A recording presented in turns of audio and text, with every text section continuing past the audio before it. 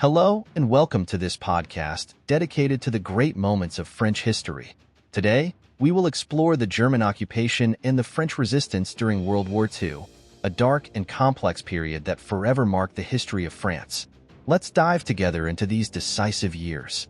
In June 1940, France suffered a crushing defeat against Nazi Germany. On June 22nd, the armistice was signed at Rotonde, dividing France into two main zones: the occupied zone in the north, under German control, and the so-called free zone in the south, governed by Marshal Pétain and his Vichy government. In the occupied zone, the Germans imposed their presence in the cities, requisitioned resources, and censored the press. In the so-called free zone, the Vichy regime actively collaborated with Germany, implementing restrictive and discriminatory policies, notably against the Jews. The Vichy regime, led by Marshal Pétain, actively collaborated with Nazi Germany. The French police participated in roundups, such as the Vel d'Hiv roundup in July 1942, where thousands of Jews were arrested and deported. This operation was orchestrated by the Vichy regime itself. Pro-German propaganda was omnipresent, and any opposition was severely repressed.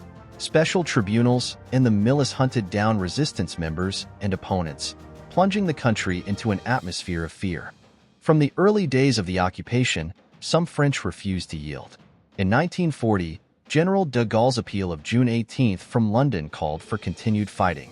The resistance gradually organized, initially through small clandestine groups and networks like Combat, Liberation, or Frankterror. These resistance members distributed leaflets, sabotaged German infrastructures, gathered information for the Allies, and helped hide people being hunted. In 1943, Jean Moulin, sent by General de Gaulle, succeeded in unifying the different resistance movements by creating the National Council of the Resistance, CNR. This was essential for coordinating sabotage actions and intelligence gathering. The resistance also benefited from the involvement of women, workers, students, and foreigners who played a crucial role in the fight against the occupier. The famous maquis, rural areas where armed resistance members gathered, became a symbol of the struggle against the enemy. In 1944, following the Allied landings in Normandy on June 6, the resistance intensified its actions to disrupt the enemy.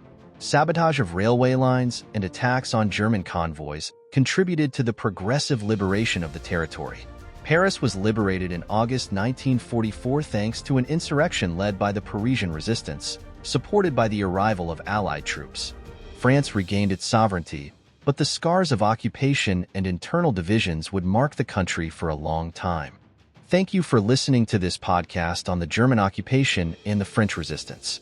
This chapter of French history reminds us of the importance of courage and unity in the face of adversity.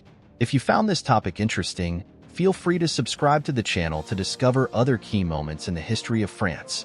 See you soon for a new journey through time.